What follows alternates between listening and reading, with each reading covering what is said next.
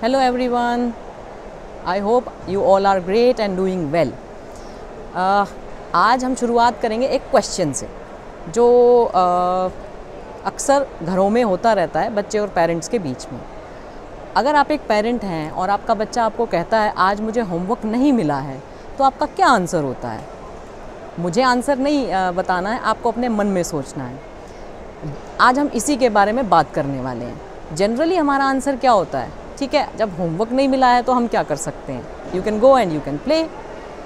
अब जो सिंसियर और सेंसिबल से बच्चे होते हैं वो तो अपने होमवर्क के साथ में ज़्यादा नहीं चालाकी करते हैं, बट जो हमारे थोड़े से ज़्यादा स्मार्ट बच्चे होते हैं, नोटी बच्चे होते हैं, वो तो पर्पसली उस होमवर्क के साथ में ऐसा करते हैं। उनको पता है कि मेरे पास एक रास्ता है, अगर मैंने कहा होमवर्क नहीं है तो मेरे को खेलने को मिलेगा और होमवर्क वाली सिरदर्दी मेरी ख़त्म हो जाएगी। वैसे तो आजकल स्कूल्स ने काफ़ी सुविधाएं पेरेंट्स के लिए दे रखी हैं कि वो व्हाट्सएप भी करते हैं, मैसेजेस भी करते हैं, लेकिन हमारे बच्चे हमसे कई गुना ज़्यादा स्मार्ट हैं और टेक्नोलॉजी में तो काफ़ी ज़्यादा। और अगर मैं बात करूं उन बच्चों की कि जो थोड़े से नोटी हैं, तो वो तो मतलब अपना रास्ता निकाल लेंगे कि उन्होंने होमवर्क कैसे डिलीट करना है। और उनके लिए वो डिलीट करना ज़्यादा मुश्किल भी नहीं है, क्योंकि हमारे जो फ़ोन्स हैं आजकल उन बच्चों के हाथों में ही रहते हैं ज़्यादातर। तो अगर हमें कोई ऐसा रास्ता मिल जाए कि चाहे बच्चा कितनी भी कोशिश कर ले लेकिन उससे बच नहीं सकता है, तो मज़ा आ जाएगा। शायद पेरेंट्स भी सोचेंगे, हम सभी पेरेंट्स सोचेंगे कि अरे वाह, मतलब ये तो 50% क्या 80% सिरदर्दी हमारी ख़त्म ही हो गई है। तो आज मैं वही सोल्यूशन आपके साथ शेयर करना चाहती हूँ। और ज़्यादा सस्पेंस ना बना के चलिए हम मुद्दे पे आते हैं। उसका एक रास्ता क्या हो सकता है कि हम अपने बच्चे का एक पढ़ने का टाइम फिक्स कर दें। होमवर्क मिला है नहीं मिला है इससे हमें कोई मतलब नहीं है, क्योंकि जब हम बच्चे को खुद एक रास्ता दे रहे हैं ना कि अगर होमवर्क नहीं मिला है तो आप खेल सकते हो, तो उसको हम खुद ही एक बहाना बनाने की आदत या तरीका डाल रहे हैं, एक तरीका बता रहे हैं कि आपके पास ये तरीका है जिससे आप होमवर्क से बच सकते हो। हमें अपने बच्चों में शुरू से ही एक आदत इनकलकेट करनी चाहिए, एक आदत उनकी बनानी चाहिए कि उनके फ़िक्स आवर्स होने चाहिए क्लास वाइज, कि छोटी क्लास है तो कम टाइम आवर्स हो सकते हैं, बड़ी क्लास है तो थोड़े ज़्यादा टाइम आवर्स हो सकते हैं, 1 घंटा 2 घंटा 3 घंटा, कि इन 2 या 3 घंटे आपने पढ़ना ही पढ़ना है, होमवर्क मिला या नहीं मिला दैट डजेंट मैटर। अगर ऐसा हम उनको फ़िक्स कर दें तो ऑटोमेटिकली जब बच्चा बैठेगा, उसे पता है मुझे बैठना ही है और पढ़ना ही है, तो चलो क्यों ना होमवर्क ही कर लिया जाए। तो ये एक बेस्ट तरीका है कि हम अपने बच्चों से होमवर्क करा सकते हैं। बच्चे को क्या कराएं फिर? बैठा तो दिया, लेकिन अब कराएं क्या? तो इसके लिए हमारे पास 2 चीज़ें होती हैं। नंबर 1, जो पिछला सिलेबस बच्चा कर चुका है उसमें कुछ ना कुछ ऐसा ज़रूर होगा जो बच्चे को डिफ़िकल्ट लगा होगा या समझ नहीं आया होगा, तो वो उसको रिवाइज़ कर सकता है और उसे आदत डालिए कि वो करे। दूसरी जो इसकी सबसे अच्छा यूज़ हो सकता है वो ये हो सकता है, जो सबके लिए रामबाण मैं कहूँगी, कि अगला जो चैप्टर क्लास में पढ़ाया जाना है बच्चा उसको बैठ के रीड करे और उसमें से जो जो उसे समझ नहीं आता, चाहे वर्ड समझ नहीं आता या कुछ भी, उसको डिक्शनरी से देखे या उसको अंडरलाइन करे।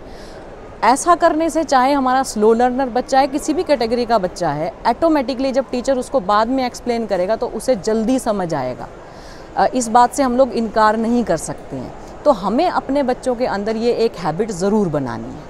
इसके साथ साथ मैं एक चीज़ और ऐड ऑन करना चाहती हूँ कि हमें अपने घर में एक रीडिंग आवर की आदत सबको बनानी चाहिए। रीडिंग आवर का क्या मतलब होता है? रीडिंग आवर का जो हम लोग स्टडी करते हैं, जो हमारी बुक्स की हम लोग पढ़ाई करते हैं, उससे कोई लेना देना नहीं है। हालांकि मैं बड़े मतलब दुखद हूँ इस बात से कि रीडिंग का जो स्कूल का काम ही मिलता है वो ही नहीं करते हैं, उसी को सबसे नेगलेक्ट किया जाता है या सबसे कम इम्पोर्टेंट माना जाता है उसको, लेकिन वो सबसे ज़्यादा इम्पोर्टेंट होता है। तो अलग से रीडिंग करने का तो हम लोग सोचते ही नहीं हैं।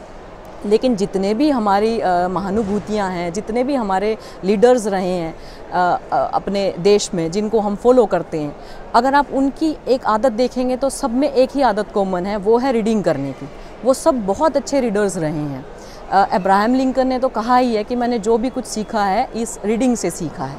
इसलिए हमें अपने घर में ना शाम को आधा घंटा, 20 मिनट, 1 घंटा, अपने कन्वीनियंस के हिसाब से बच्चों को रीडिंग की आदत डालनी चाहिए। जैसे जब छोटा बच्चा होता है तो मदर उसको स्टोरी सुनाती है, वो टच और फील करके देखता है, उसके बाद खुद कुछ कॉमिक्स या स्टोरीज़ पढ़ने लगता है, और फिर जैसे बड़ा होता है तो उनको बायोग्राफीज़ या कुछ नॉलेजेबल चीज़ें हम, या नॉवेल्स जिसमें बच्चे का इंटरेस्ट है, उसके लिए वो आधा घंटा ज़रूर से ज़रूर निकाले। ना सिर्फ इससे उसकी रीडिंग हैबिट बढ़ेगी, उसकी वोकेबलरी कितनी एनरिच होगी। साइंटिस्ट जो हैं वो भी कहते हैं कि अगर हर रोज़ बच्चा 1 घंटा पढ़ता है या 2 घंटा पढ़ता है तो वो एक स्पेसिफिक वर्ड्स हैं जितने वो उसे लर्न नहीं करता, ऑटोमेटिकली उसको वो याद हो जाते हैं।